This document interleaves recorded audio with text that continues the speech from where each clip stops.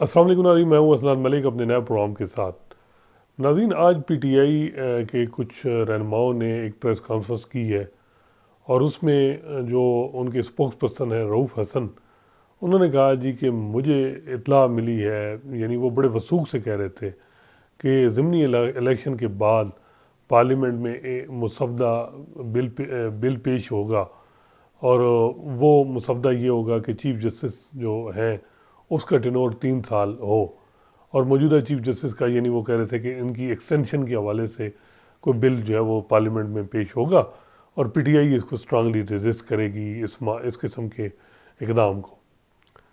तो मज़े की बात है कि ये बात हमें भी बताई गई कि जी ईद के फ़ौरन बाद जुडिशल पैकेज कोई आ रहा है। जब सरकर्दा हुकूमती लोगों से बात की जाए तो वो कहते हैं हाँ जी आ तो रहा है, लेकिन वो टैक्सेशन की एजुडिकेशन के हवाले से आ रहा है, टैक्स मैटर की एजुडिकेशन। तो उसके लिए ट्रिब्यूनल में जजेस की अपॉइंटमेंट का जो क्राइटेरिया, हुकूमत के इन्वॉल्वमेंट का खात्मा, तो उस पे चीज़ें आ रही हैं, न कि इस पे आ रही है। इस पे कोई खामोशी है ना, जो है वो बाद में पहले डिनाई किया जाता है, अब डिनाई ऐसा सच नहीं होता, लेकिन वो कहते हैं जी वो चीज़ आ रही है फ़िलहाल। क्योंकि एक रिफॉर्म कमेटी है जिसकी सरबराही जो है वो ये वज़ीर-ए-आज़म शहबाज शरीफ ने बनाई थी। उसमें लॉ मिनिस्टर हैं, अटार्नी जनरल हैं, शाहिद हामिद खान साहब है, शाहिद हामिद खान बने हैं, साग डार हैं, मखदूम अली ख़ान थे, वो उन्होंने माजरत कर ली है। तो ये कमेटी काम कर रही है मुख्तलिफ जुडिशल रिफॉर्म पे। लेकिन सबसे इम्पॉर्टेंट यही रिफॉर्म की बात हो रही है कि क्या चीफ जस्टिस को एक्सटेंशन मिलेगी नहीं मिलेगी 3 साल के हवाले से, और ये बात जो है वो बड़ी ज़ोर पकड़ गई है। और बज़ाहिर ये लग रहा है कि जब लॉ मिनिस्ट्री या रेलिवेंट क्वार्टर से बात की जाए तो वो कहते हैं नहीं ऐसी कोई बात नहीं है। तो ये कहाँ फिर बात हो रही है, किस जगह हो रही है, कहाँ किसके दरमियान ये कंसल्टेशन हो रही है। और मज़े की बात है, क्या ये जजेस के साथ भी हुई है कंसल्टेशन? तो जजेस के साथ कंसल्टेशन हुई है तो किसने की है, ये भी है। और मुझे मेरा नहीं ख्याल कि इसमें जो है वो सारे जजेस के सामने ये चीज़ रखी गई होगी। हालांकि अगर अब देखा जाए तो इसमें जो अगर ये एक्सटेंशन 3 साल का, ये 3 साल का टेन्योर रखते हैं, तो उसमें कुछ जजेस जो हैं वो इफेक्टिव होंगे, कुछ बेनिफिशरी होंगे। लेकिन जो है वो जजेस के साथ तो कोई, मेरा नहीं ख्याल, मे बी चीफ जस्टिस काजी फैसा या उनके साथ डायरेक्टली शेयर हो, बात हुई हो नहीं हो। लेकिन बात यह है कि हुकूमत के लोग तो इससे इनकारी हैं, तो फिर कौन कर रहा है, किससे डील है ये, यानी मामला ये चल रहा है, ये बात बड़ी अहम हो रही है। और इसमें हम देखते हैं कि जो है वो जब ये इससे पहले एक बड़े टीवी चैनल ARY पे ख़बर चली कि मुसवदा आ रहा है, चीफ जस्टिस की एक्सटेंशन दी जा रही है, तो उसके बाद घंटे बाद हुकूमत तरदीद कर देती है कि अभी तक ऐसा कोई मामला नहीं। ARY में वो जो खबर है, मज़े की बात है, वो किसी रिपोर्टर ने नहीं दी, वो फिर कहाँ से आई, वो खबर का सोर्स क्या है, यानी सोर्स मीन कि सोर्स तो रिपोर्टर से नहीं पूछना चाहिए कि वो खबर दी किसने है। पता चल जाता है कि जिसने दी है उससे पता चल जाता है कि खबर, तो मेरी इत्तला के मुताबिक वो खबर किसी रिपोर्टर की नहीं है, तो फिर कहाँ से आई है, किधर से आई है, ये बड़ा है। तो बज़ाहिर ये भी लगता है कि कुछ लोग जो हैं वो इदारों के अंदर भी, और मुख्तलिफ जो है वो मुख्तलिफ इदारों में हो सकते हैं, हम एक इदारे का नाम मुनासिब नहीं है, जो उन्हें नहीं चाहते कि मौजूदा चीफ जस्टिस काजी फैसा को एक्सटेंशन मिले 3 साल, तो वहाँ से चीज़ें आती हैं या जो भी। ये भी एक बात है कि भाई ये कहाँ से आती हैं ये चीज़ें। मे बी जो है वो इस तरह की बात जो है वो ख़बर चल जाती है, फिर उसके बाद, और ये फिर जो लोग बात कर रहे हैं वो कहते हैं जो इन टच है रेलिवेंट क्वार्टर वो, और जो वो अब वहाँ भी रेलिवेंट क्वार्टर्स में भी first year, second year, third year भी होता है, वहाँ भी इस तरह की चीज़ें होती हैं। बज़ाहिर ये लग रहा है कि ये मामला कोई बड़ा स्पेशल अगर हो भी रहा है तो वो जो है वो ऊपर लेवल का है, नीचे सच नहीं है। और ये बात, फिर ये ख़बरें क्यों चलती हैं? और मेरा ख्याल है कि मुनासिब ये है कि मौजूदा चीफ जस्टिस काजी फैसा इसमें एम्बिग्यूटी को ख़त्म करें, और वो उनके जो बड़े हामी लोग हैं वो तो ये चाहते हैं कि वो इनकार कर दें, वो कहें जी मैंने कोई ऐसी बेनिफिशरी इस नहीं बनना है इस मामले का। अगर वो खामोश रहेंगे तो याद रखें ये कहीं उनके साथ आसिफ सईद खोसा साहब वाला काम ना हो जाए। आसिफ सईद खोसा साहब जो थे वो बड़े डिटरमन थे कि जी नलायक जज आ रहे हैं सुप्रीम कोर्ट में, अब सारे जजेस की टेनोर ही 3-3 साल बढ़ा दिया जाए। तो फ़रोग नसीम साहब से उनके राब्ते थे, फ़रोग नसीम साहब को उन्होंने कहा कि भाई ये करो। अब वो रिटायर हो गए तो फ़रोग नसीम साहब ने ये चीज़ें बातें और ये बातें निकलनी शुरू हो गई कि उनके वो चाह रहे थे।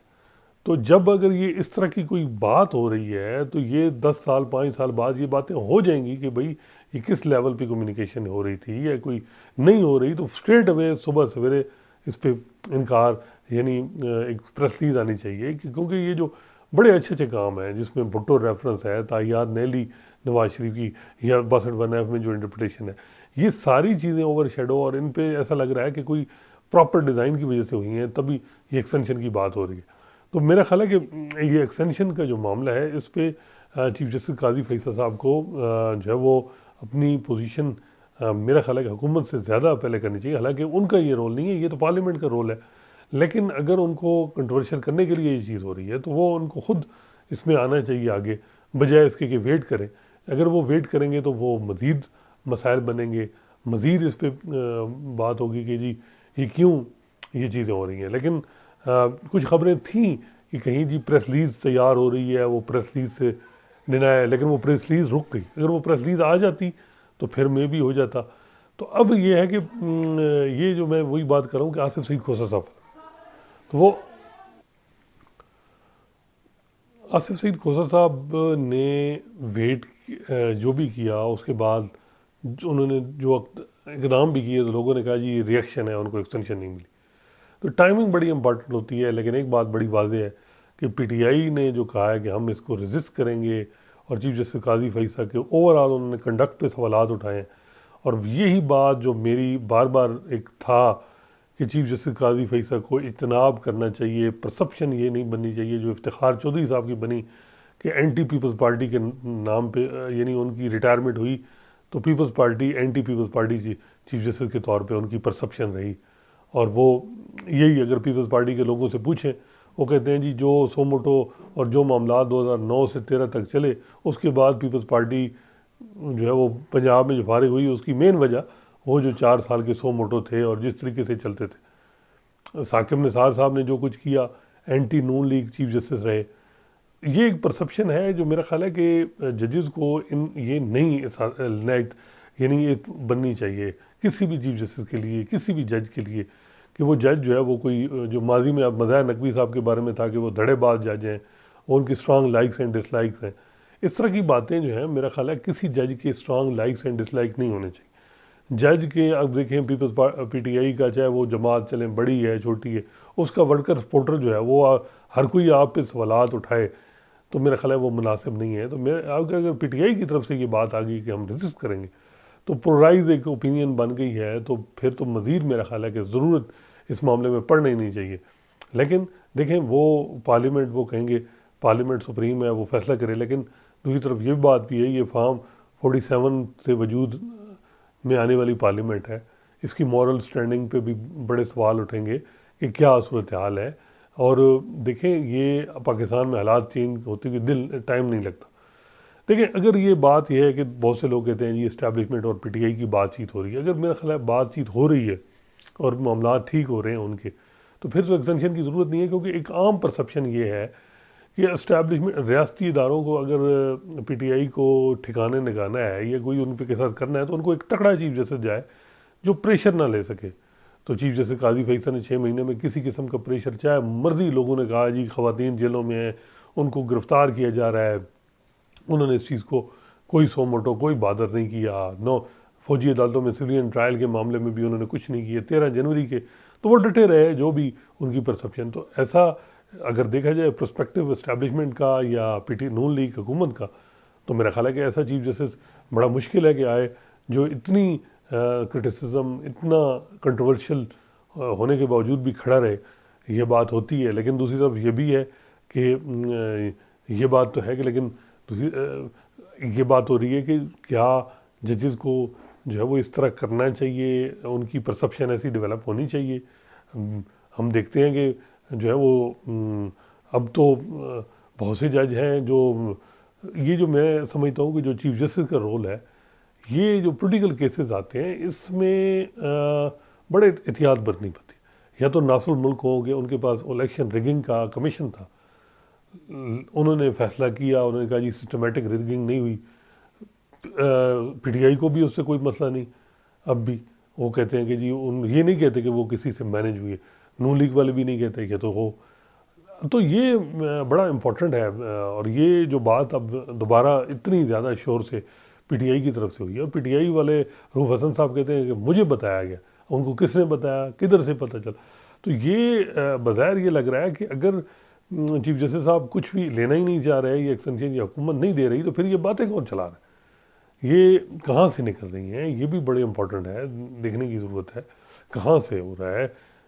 अगर ये बात हो बज़ाहिर तो ये भी लगता है कि कोई तबका जो है वो है, और वहाँ से भी यानी ऐसा है कि कोई मुखालफत है, ये जो भी किधर से। तो ये क्योंकि लॉ मिनिस्ट्री में इतला दिए हैं कि कोई ऐसी एक्टिविटी नहीं जा रही। बहुत से लोग कहते हैं जी लॉ मिनिस्ट्री को तो आखिरी टाइम पे ये चीज़ दे दी जाएगी। फिर जो रिफॉर्म कमेटी है वो मेन है।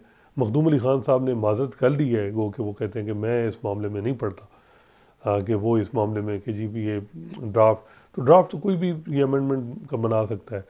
225 लोग चाहिए, इसमें पीपल्स पार्टी के लोग कहते हैं जी कि वो मुखालफत करेंगे। लेकिन मेरा ख्याल है कि इस वक्त जो जितने भी बेनिफिशरी हैं और जो इस्टेब्लिशमेंट समझेगी वही होगा। मेरा नहीं ख्याल कि कोई बहुत बड़ी अपोजिशन जाए। ये है कि अलग बात है कि नून और पीपल्स पार्टी इकट्ठी हो जाए, लेकिन क्यों उनको भी देखें। चीफ जस्टिस काजी फैसल जैसा चीफ जस्टिस नून और पीपल्स पार्टी को ऐसा चीफ जस्टिस नहीं मिलेगा। उमर अता बंदयाल साहब के दौर में जैसे देखा कि पीटीआई जब सोशल मीडिया पे एक पूरा माहौल बनाती है, तो चीफ जजेस थोड़े आगे पीछे हो जाते हैं, प्रेशर ले लेते हैं। तो जैसे काजी फैसल में तो ये नहीं है, जो बात एक हकीकत है।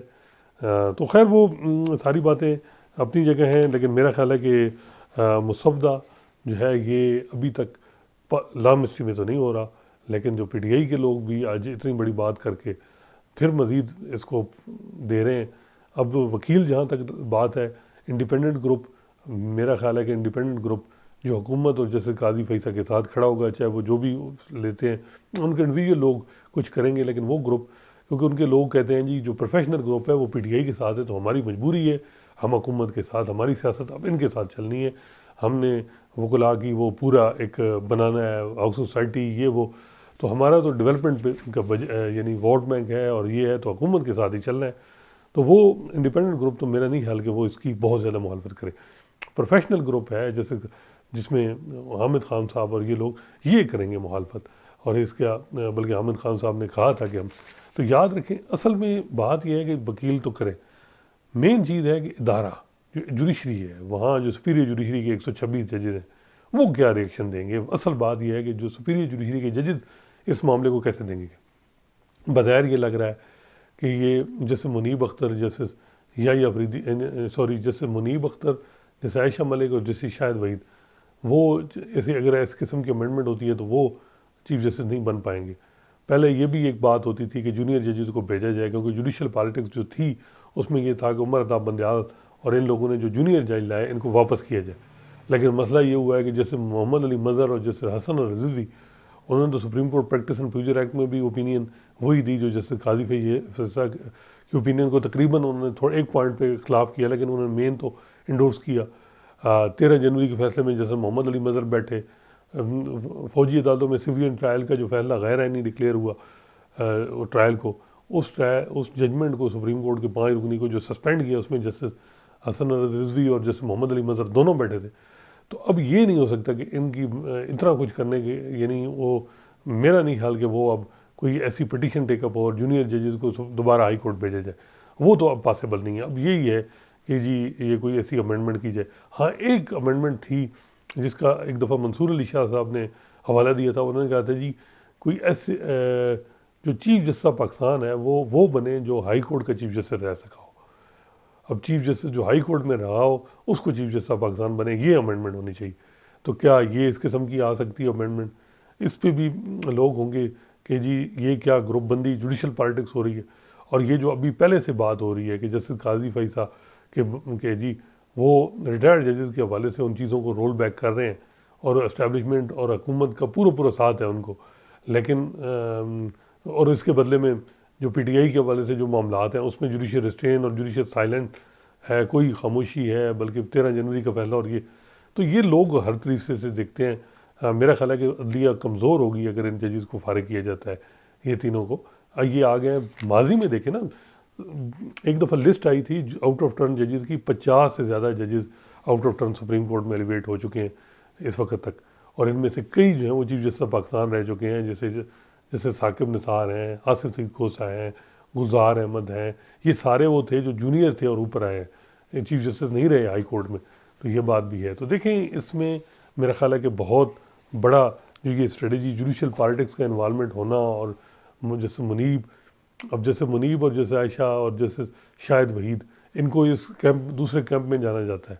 और ये अगर इनको, तो मेरा ख्याल है कि जजेस को तो उनका तो उन्होंने ओथ लिया हुआ है इंसाफ करना, और उनके पास तो ये भी शरीयत और जो हम पढ़ते हैं वो कहते हैं कि नादिनस की जो बग़ैर किसी, यानी एक होता है जानबूझ के, गैर जानबूझ के बग़ैर भी कोई काम वो नहीं कर सकते ना, यानी वो उनको, उनकी बड़ी सख्त पकड़ है। तो जजेस को मेरा ख्याल है कि हर मामले में बड़ी एहतियात बरतनी पड़ती है। ये पॉलिटिक्स हर कोई कर सकता है, लेकिन जजेस को पावर और इन चीज़ों से इतनाब करके देखना ये चाहिए कि इंस्टीट्यूशन के लिए क्या बेहतर है, और इंस्टीट्यूशन के लिए मेरा ख्याल है कि इंडिपेंडेंस के लिए यूनिटी कम अज़ कम हो और एक दूसरे से इनसिक्योर ना हो। अब तो बज़ाहिर ये लग रहा है कि जजेस एक दूसरे से इनसिक्योर हैं और बड़े अरसे से हैं। और जैसे काजी फैसा जब प्रेसिडेंशियल रेफरेंस आया तो जो वो बंदयाल, जैसे बंदयाल, आसिफ सईद खोसा, साकिब निसार, बज़ाहिर ये लगा कि वो डोमिनेट हैं और इनकी जॉब इनसिक्योर है और कुछ जजेस इनका साथ दे रहे हैं, लेकिन वो जजेस फिर अब ये है कि अब दूसरी तरफ वाले जजेस इनसिक्योर हैं। और ये तो ये एक दूसरे में जो के दरमियान जो इतना मिसट्रस्ट है और जुडिशल पॉलिटिक्स, ये ख़ात्मा बड़ा ज़रूरी है। अगर ये नहीं करेंगे तो मज़ीद ये देखें, अगर जो आप कहेंगे जी ये धड़ा बच जाएगा, उसकी भी कोई इज़्ज़त नहीं रहेगी। कुछ चीज़ों में तो इनको कम अज़ कम आपस में किसी मामले में कोई जो है वो रूल ऑफ गेम बनाने होंगे, और इस हद तक। और 6 जजेस के मामले में अगर हम देखें, इसमें भी अब तकसीम है। और इसमें तो आप देखते हैं कि जैसे मोहम्मद अली जस्टिस अतर मिनल्ला, जो अमूमन इस कैंप हम कहते थे, वो अब वो भी इस चीज़ में क्योंकि हैं, और वहाँ तकसीम इन 6 जजेस के मामले में ज़रा डिफरेंट आ रही है। और ये जो 6 जजेस का मामला है, मेरा ख्याल है कि ये बड़ा इंपॉर्टेंट था। इंडिपेंडेंस ऑफ जुडिशरी सिक्योर करनी थी। गलतियाँ में भी हुई होंगी इन 6 जजेस से, टाइमिंग ठीक नहीं थी और कई मामला थे, लेकिन मैसेज ये गया है कि चीफ जस्टिस काजी फैसा जो है वो इस मामले उनके इस तरह नहीं साथ खड़े जिस तरह जैसे मोहम्मद अतर मिनल्ला खड़े हैं, और वो कोई अच्छा सिग्नल नहीं है। तो उसका ये मज़े की बात है कि जो जूनियर जो मुख्तलिफ हाई कोर्ट हैं, उनकी तरफ उनके लिए भी उसका कोई अच्छा सिंबल, यानी एक जैसे कहते हैं कि वो सिग्नल नहीं गया मुख्तलिफ हाई कोर्ट से, और मायूसी एक है।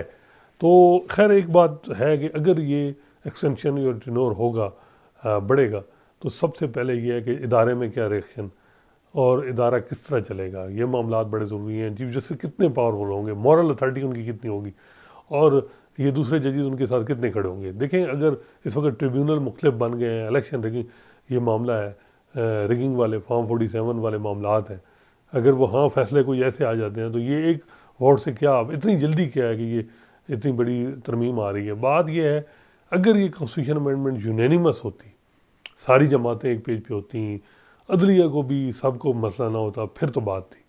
अब ये एक ऐसी इसमें अमेंडमेंट है कि इसमें बड़ी लार्जेस्ट, जो पाकिस्तान की सबसे लार्जेस्ट पार्टी है वो इसकी मुखालिफ है, वकील सारे तकरीबन मुखालिफ हैं, इंडिपेंडेंट ग्रुप की वो जो एक जो एक उनकी पोजीशन है जो ऑफ द रिकॉर्ड, वो तो इस चीज़ के हक़ में नहीं है, लेकिन ऑन द रिकॉर्ड है।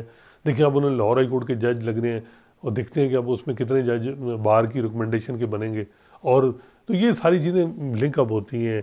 तो इंडिपेंडेंट ग्रुप तो मेरा नहीं ख्याल उस तरह करे, लेकिन ओवरऑल जो है वो इसका क्रिटिसिज्म आएगा। चीफ जस्टिस काजी फैसा जितना कुछ उन्होंने 2019 से लिया, वो सारी चीज़ें रिवर्स हो जाएंगी, पता नहीं फिर वो क्या हालात। तो बेहतर तो यही है कि इस मामले को जितना जल्द इस कंट्रोवर्सी को ख़त्म किया जाए, क्योंकि ये जो है वो ऐसे चीज़ बज़ाहिर ये लगती है कि कहीं ना कहीं कुछ है जिसकी वजह से वहाँ जो रेलेवेंट लोग हैं उनमें से कोई नहीं चाहते, और ये चीज़ें फिर निकलती हैं। और फिर ये बात अब जो पीटीआई वाले जिस तरह कह रहे हैं कि हमें बताया गया कि ये चीज़, तो किसने बताया, कहाँ से, और कि जी ईद के फ़ौरन नहीं, इसके ज़िमनी इलेक्शन के बाद जो है ये बिल मूव होगा। तो देखें, ये बात अगर होगी तो बड़ा यानी अदलिया में मज़ीद बज़ाहिर ये लग रहा है कि तकसीम मज़ीद बढ़ेगी, कम नहीं होगी, जिसका बहुत ज़्यादा नुकसान अदलिया को होगा, और फ़ायदा जो है वो इस्टेब्लिशमेंट को ज़ाहिर बात है होगा। लेकिन बात यह है कि ये चीफ जस्टिस काजी फैसल को भी देखना चाहिए कि वो उनको क्यों एक्सटेंशन दी जा रही है, वजह क्या। अगर ये दी जा रही है कि पीटीआई को ठिकाने लगाना है, इस परसेप्शन ये बन रही है, तो मेरा ख्याल है कि मुनासिब नहीं है। पीटीआई को जो लाए हैं 2012 से जिन्होंने बनाया है वो जाने और उनका काम जाने। अदलिया यही इख्लाफ जस्टिस काजी फैसल से था कि 13 जनवरी के फैसले में आपने सारा वो मलबा जो कुछ था वो अपने गले में उठा लिया, जो ज़रूरी नहीं था कि आप उसमें इन्वॉल्व होते। और जो लोग लाए हैं वही जिन्होंने बनाया पीटीआई को, वो अगर अब भुगते और बजाय इसके कि अदलिया उसमें अपना करती है। और मेरा ख्याल है कि मेजॉरिटी ऑफ नून लीग के लोग भी वो भी समझते हैं कि हमें हुकूमत नहीं लेनी चाहिए थी, हुकूमत पीटीआई को देनी थी, चाहे जो भी है पता चल जाता लोगों को भी। और चीज़ें अब शॉर्ट टर्म के लिए आपने लॉन्ग टर्म एक इतनी बड़ी चीज़ अपने गले में हम लोगों के अवाम में दे दी है, और विक्टम कार्ड इतना बड़ा दे दिया है जिससे अब बड़ा मुश्किल है निकलना। और दिन ब दिन आपको देखें हवाओं के रुख चेंज हो रहे हैं। फवाद चौधरी साहब के मामले में लाहौर हाई कोर्ट ने जिस तरह उनके केसेस के मामले में रिकॉर्ड मांगा है पुलिस से, वो सबको पता है। इसके अलावा और भी हाई कोर्ट में हम ये देख रहे हैं कि हवाओं के रुख चेंज हो रहे हैं। 8 फरवरी के इलेक्शन के बाद लोगों को पता है कि पब्लिक का क्या मूड है। और लाहौर और इसमें बाहर ये लग रहा है कि जो सरबराह हैं इंस्टीट्यूशन के, उसके हट के जो और जजेस हैं उनकी पोजीशन ज़रा डिफरेंट है। खैर एक और जो खबर वो जो है 6 जजेस के मामले में जो खाता है सो मोटो, जो 28 अप्रैल को टेकअप होगा मामला, उसमें हाई कोर्ट से जो रिकमेंडेशन मांगी, इतला दिए हैं कि मे बी हाई कोर्ट मुख्तलिफ जो हैं वो वहाँ जो है वो बाकायदा फुल कोर्ट मीटिंग हो और उनसे सब जजेस से भी तजवीज़ ली जाए। लाहौर हाई कोर्ट में भी कंसिडरेशन डिलिब्रेशन चल रही है। वहाँ वैसे 7 जजेस की एक जो है वो एडमिन कमेटी है, एडमिनिस्ट्रेटिव कमेटी, क्या वो अपनी सजेशन देगी या सारे जजेस से ओपिनियन ली जाएगी। और बज़ाहिर ये लग रहा है कि बड़ी उसमें हर जज जो है वो फुल कोर्ट मीटिंग भी बुलाई जा सकती है। इस्लामाबाद हाई कोर्ट में भी बज़ाहिर यही है कि वहाँ तो बड़ा मेन मसला है, वो भी इसी तरह ही करेंगे। तो उनकी वो प्रपोज़ल सबसे इम्पोर्टेंट होगी, देखें क्या होता है। लेकिन ये बात है कि ये जो एक्सटेंशन वाला मामला है ये एक टाइम पे ऐसे टाइम पे आ गया है, इसमें जिस तरह की अब पीटीआई बीच में कूद पड़ी है और अभी वकील भी आएंगे, मुख्तलिफ वकीलों की स्टेटमेंट ऑलरेडी आ चुके हैं। तो इसका हल तो ये है कि इस कंट्रोवर्सी का खात्मा के लिए या तो सुप्रीम कोर्ट से चीज़ें क्लियर हों या हुकूमत फुल फ्लैज प्रेस कॉन्फ्रेंस करे और कहे कि जी ऐसी बात है तो बिल्कुल ठीक है जी हम कर रहे हैं, नहीं है तो उसका भी ये कन्फ्यूजन में रख के लोगों को इदारे मज़ीद इंटरमाइन होंगे, ख़ासकर अदलिया। इंशाल्लाह नए मौजू के साथ आपकी खिदमत में हाज़िर होंगे। अल्लाह हाफ़िज़।